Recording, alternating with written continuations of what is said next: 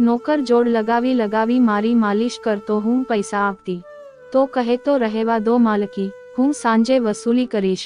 હું સમજી શકતી ન હતી કે તે શું કહેવા માંગે છે, પણ જેમ જેમ તે માલિશ કરતો તેમ તેમ મને મજા આવતી અને હું શાંતિથી ગાઢ નિંદ્રામાં પડી જતી.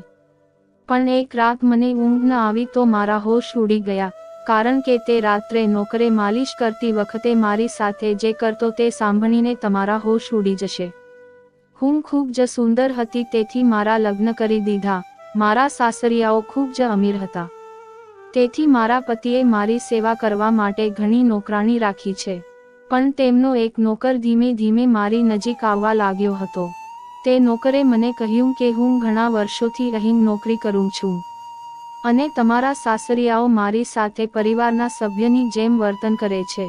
તે સારો હતો, તેથી મેં પણ તેને વિશેષ મહત્વ આપવાનું શરૂ કર્યું.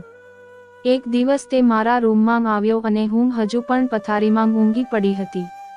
તેણે મારી સામે જોયું અને કહ્યું, તમે સૂઈને થાકી ગયા હશો. જો તમને વાંધો ન હોય તો હું તમારા પગ દબાવું. આ સાંભળીને હું ચોંકી ગઈ. હું સુંદર અને યુવાન હતી, પણ મારા પતિ સિવાય મને ક્યારેય કોઈ પુરુષે સ્પર્શ કર્યો ન હતો. ન તો ક્યારેય કોઈ નોકર દ્વારા મારા પગ દબાવવામાં આવ્યા હતા. તેથી જ મેં તરત જ ના પાડી અને કહ્યું, ના, મને પસંદ નથી કે કોઈ અજાણ મને સ્પર્શ કરે. આ સાંભળીને તે શાંત થઈ ગયો અને મારા રૂમમાંથી બહાર નીકળી ગયો. પછી મને સમજાયું કે મેં તેને ખૂબ જ કડક જવાબ આપ્યો હતો. કદાચ તેને પહેલા પણ મારા સાસરિયાઓમાં આવી વાતો કરી હશે, પણ મેં સ્પષ્ટ ના પાડીને તેનું દિલ તોડી નાખ્યું. વાસ્તવમાં હું ખૂબ જ દિલી વ્યક્તિ હતી, તેથી મને પાછળથી પસ્તાવો થવા લાગ્યો. હું તેના વિશે વિચારવા લાગી કે તે નોકર ખૂબ યુવાન અને સુંદર છે. મારે આનાથી મારા પગ દબાવવા ન જોઈએ. કદાચ મારા પતિને આ ન ગમે. બીજા દિવસે પણ એવું જ થયું અને નોકરે મને ફરી એ જ વાત કહી. હું ખૂબ જ થાકી ગઈ હતી, તેથી મેં મારા પગને પલંગ પરથી નીચે ઉતાર્યા અને તેને મારા પગ દબાવવા કહ્યું. આ સાંભળીને તે ખુશ થઈ ગયો અને મારા પગ દબાવવા લાગ્યો. તે મારા પગ એટલા ધીરે ધીરે દબાવી રહ્યો હતો કે તેને ફરીથી ઊંઘ આવવા લાગી. આ જોઈને તે કહેવા લાગ્યો, માલકીન, તમને ઊંઘ આવતી હોય તો તમે પલંગ પર સૂઈ જાઓ. હું તમારા પગ દબાવતો રહીશ. હું પલંગ પર સૂઈ ગઈ. તે પલંગ પર મારા પગ પાસે આવ્યો અને તેને દબાવવાનું શરૂ કર્યું. તે પછી હું હોશ ગુમાવી બેઠી અને મને ખબર ન પડી કે હું કેટલા કલાક સૂઈ ગઈ. પછી જ્યારે મેં મારી આંખો ખોલી, મેં જોયું કે નોકર હજી પણ મારા પગ દબાવી રહ્યો હતો. આ જોઈને મને તેમના પર દયા આવી અને મેં મારો હાથ લંબાવ્યો અને મારા પર્સમાંથી કેટલીક નોટો કાઢી અને તેના હાથમાં મૂકી. આ જોઈને તે શરમાવા લાગ્યો. માલકીન, તમે મને પૈસા આપીને મને શર્મિંદા કરો છો. મારો પગાર સારો છે, મારે પૈસાની જરૂર નથી. જે સાંભળીને મેં તેને કહ્યું કે આ પૈસા તારી મહેનતના છે. આ સાંભળીને નોકર તે પૈસા લઈને મારા રૂમમાંથી બહાર નીકળી ગયો. મારા પતિ મોડી રાત્રે આવતા, તેથી મેં તે નોકર સાંજે ફરીથી મારા રૂમમાં બોલાવ્યો અને કહ્યું, તમારી માલિશથી મને આનંદ મળે છે, તો મારા પતિ ઘરે ન આવે ત્યાં સુધી તું મારા રૂમમાં જ રહેજે. મારી વાત સાંભળીને તે ખુશ થઈ ગયો અને કહેવા લાગ્યો, હું ફક્ત તમારો જ સેવક છું. તમે જેમ કહો હું તેમ કરીશ. હું તમારા પગ દબાવતો રહીશ, જેથી તમારો થાક દૂર થાય અને તમે હરવાશ અનુભવો. મેં તેને કહ્યું, તારા હાથમાં તો જાદુ છે, તેથી જ મારો બધો થાક દૂર થઈ જાય છે. તે નોકરે મને કહ્યું કે ક્યારેક મારી પાસે તમારી સાસુ પણ મસાજ કરાવતી. આ સાંભળીને હું ચોંકી ગઈ. મારા સાસુ આવું બધું કરાવે તેવી તો ન હતી, પણ એ નોકર જૂઠો હોય એમ ન લાગ્યું. મારે સાસરે આવ્યાને 1 મહિનો થવા આવ્યો હતો, એટલે મેં નોકરને પરખી લીધો હતો. તેણે મને હંમેશા સત્ય કહ્યું. મારા ઘરમાં નોકરાણી પણ કામ કરતી હતી, પણ તે જુઠ્ઠી અને બેઈમાન હતી. પણ આ નોકરના ઘરનો જૂનો નોકર હતો. તેથી જ મને તેના પર વિશ્વાસ હતો. તે મારા રૂમમાં આવે ત્યાં પણ તે આંખો નીચી રાખતો. તે મારા શરીરને સ્પર્શ કરતો, પણ તેનો ઈરાદો ખરાબ ન હતો. હવે આવું રોજ રાત્રે થતું. એક દિવસ મેં મારા પતિને કહ્યું કે જ્યારથી અમારા લગ્ન થયા છે ત્યારથી અમે ક્યાંય બહાર ગયા નથી.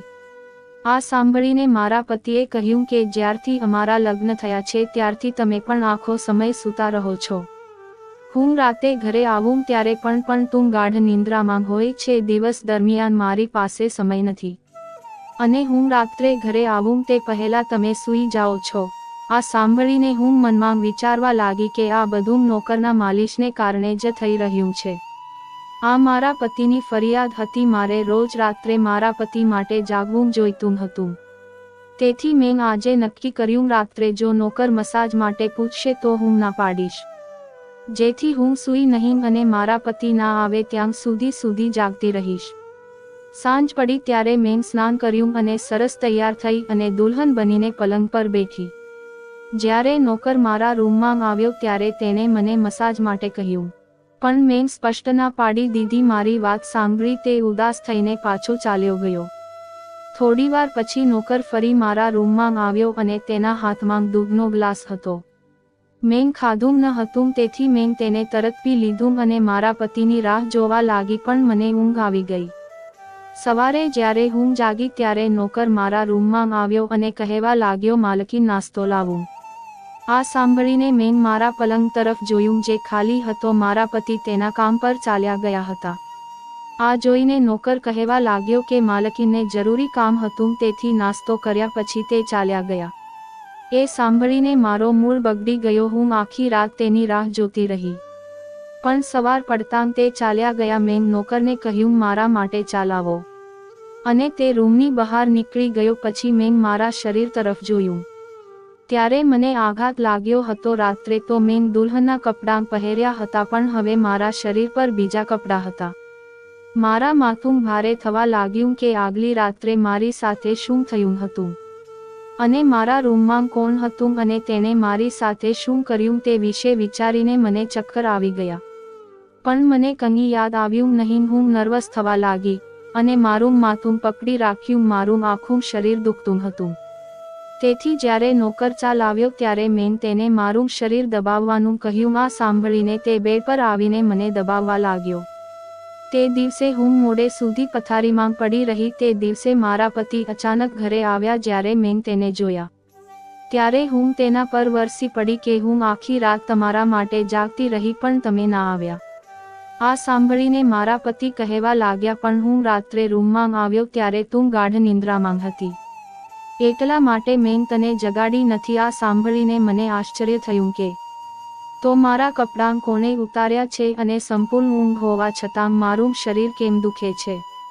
હું મૂંઝાઈ ગઈ. મારા પતિ કહેવા લાગ્યા, ઓકે મૂડ બગાડવાની જરૂર નથી.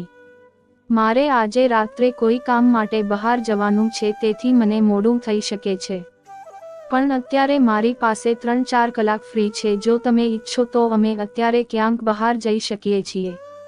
આ સાંભળ્યા પછી મારો મૂડ ઘણો સુધરી ગયો અને હું રાતવાળી વાતને ભૂલીને ખુશ થઈ ગઈ. લગ્ન પછી આ પહેલી વાર હતું કે હું મારા પતિ સાથે ક્યાંક બહાર જઈ રહી હતી.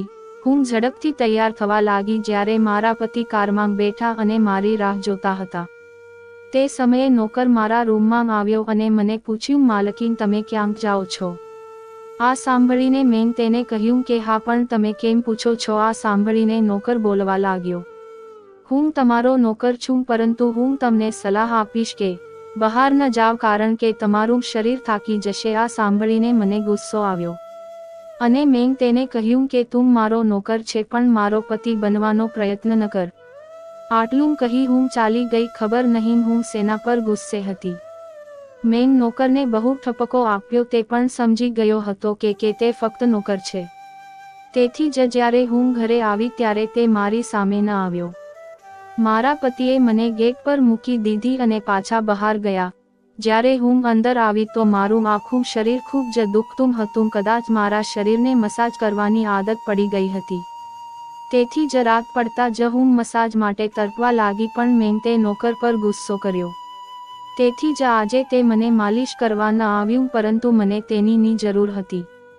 તેથી મેં એક નોકરાણીને બોલાવી અને તેને નોકરને બોલાવવાનું કહ્યું.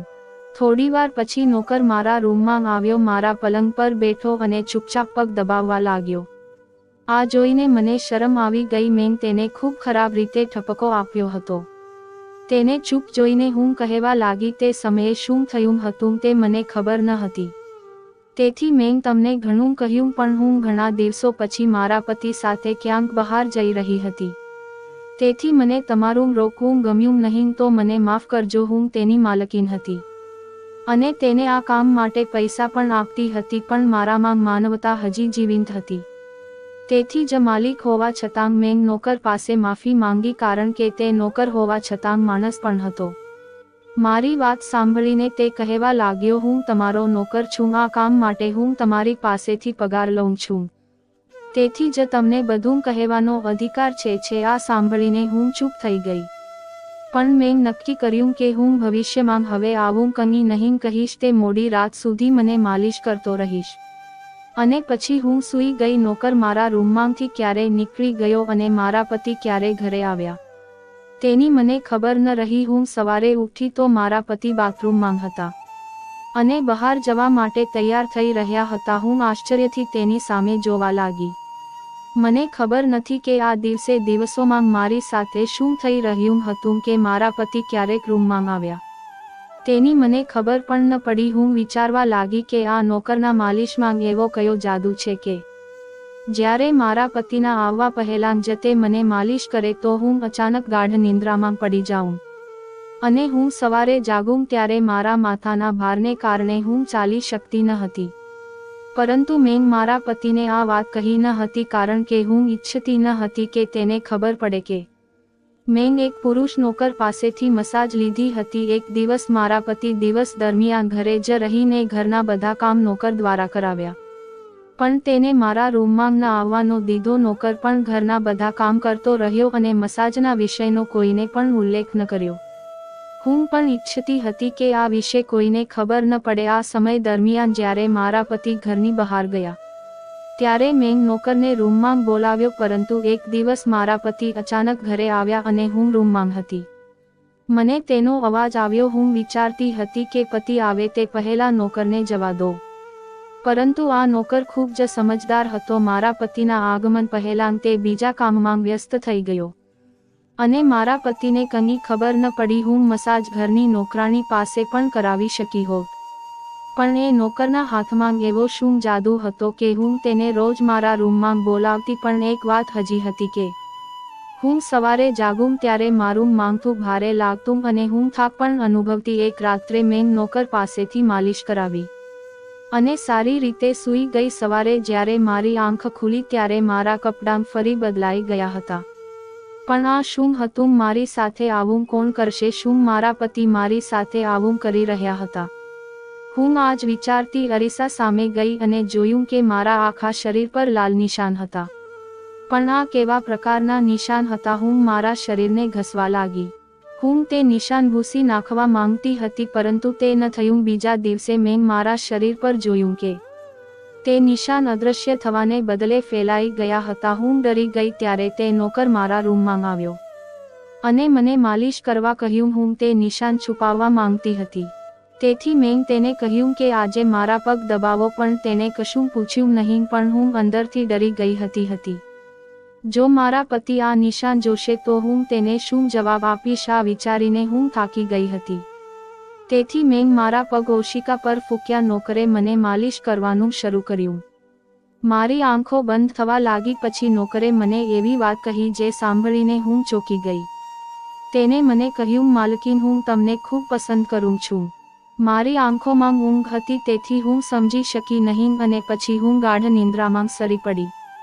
સવારે જ્યારે મેં આંખ ખોલી તો મારા પતિ પણ પથારીમાં સૂતા હતા. મારું માથું ભારે થઈ રહ્યું હતું, પરંતુ આમ હોવા છતાં હું મારા પતિની નજીક ગઈ અને નરમાશથી તેને નિશાન વિશે કહ્યું. મને લાગ્યું કે આ નિશાન વધે છે, તો ચાલો હું આ વાત મારા પતિને કહું. આ સાંભળીને મારા પતિએ મારા શરીર પરથી કપડાં કાઢી નાખ્યા અને તે મારાથી દૂર થઈ ગયા અને કહેવા લાગ્યા, તે મને દગો આપ્યો છે.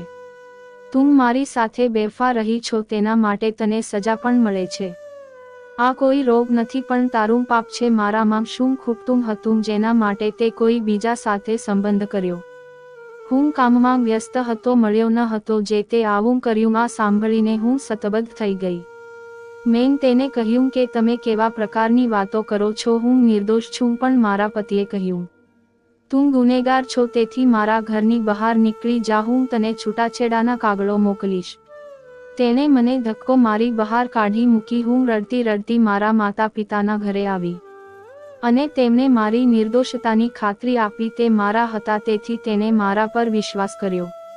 તેણે કહ્યું કે તે મારા પતિ સાથે વાત કરશે, પરંતુ તે જતાં પહેલાં છૂટાછેડાના કાગળો આવ્યા અને મારી સુંદર હસતી દુનિયા બરબાદ થઈ ગઈ. આ માટે કોણ જવાબદાર હતું? હું દિવસો સુધી રડતી રહી અને મેં પથારી પકડી લીધી. મને એવું લાગવા માંડ્યું કે હું મરી જઈશ. પણ એક દિવસ મારી માતા મારા રૂમમાં આવી અને કહ્યું, તને કોઈ મળવા આવ્યું છે. કદાચ મારા પતિ આવ્યા હશે એમ વિચારીને હું ભાગી ગઈ કે તેને મારી નિર્દોષતાનો અહેસાસ થયો હશે. પરંતુ મારા પતિ ત્યાં ન હતા, પરંતુ તેમના ઘરમાં કામ કરનાર એ જ નોકર ત્યાં હતો. મેં તેને આવવાનું કારણ પૂછ્યું તો તે કહેવા લાગ્યો, હું તમારા તે નિશાન વિશે જાણું છું. હું આ સાંભળીને ચોંકી ગઈ અને આ નિશાન શા માટે હતા? આ સાંભળીને હું ઊભી થઈ અને એક જ ઝાટકે તેના શર્ટના બટન ખોલી નાખ્યા. મને હવે સમજાયું કે મારા પતિએ મારા પર આવી ગંદી વ્યક્તિ હોવાનો આરોપ શા માટે મૂક્યો હતો. આ જોઈને હું નોકરને છાતી પર મારવા લાગી કે આ મારા શરીર પર કેવી રીતે આવ્યું. સાચું કે તમે મસાજના નામે મારી સાથે શું કર્યું? નોકરે મારા બંને હાથ પકડી લીધા અને કહેવા લાગ્યો, મારું નામ વિક્રમ છે અને હું તારી સાથે યુનિવર્સિટીમાં ભણતો હતો, પણ હું તારા પ્રેમમાં પડી ગયો. હું પણ ડોક્ટર બનવા માંગતો હતો અને મેં વિચાર્યું કે અમે બંને ડોક્ટર બનીશું ત્યારે તમારા પિતા પાસે હું તારો હાથ માંગીશ. પણ એક દિવસ મને તારી મિત્ર પાસેથી ખબર પડી કે તારી માતા તમારા લગ્ન કરાવવા માંગે છે. એટલા માટે મેં ડરીને તમારા ઘરે સંબંધ મોકલ્યો, પણ તારા પિતાએ ના પાડી અને કહ્યું કે તેની દીકરી ડોક્ટર બનશે ત્યારે જ તેના લગ્ન કરશે.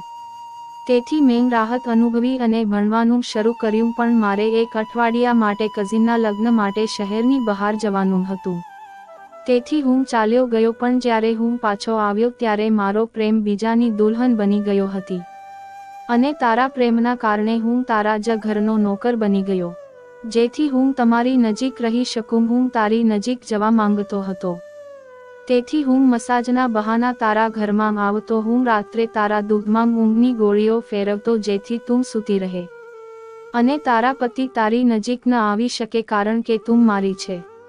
આ સાંભળીને હું સતબદ્ધ થઈ ગઈ. શું તમે ક્યારેય મારી સાથે કંઈક ખોટું કર્યું છે?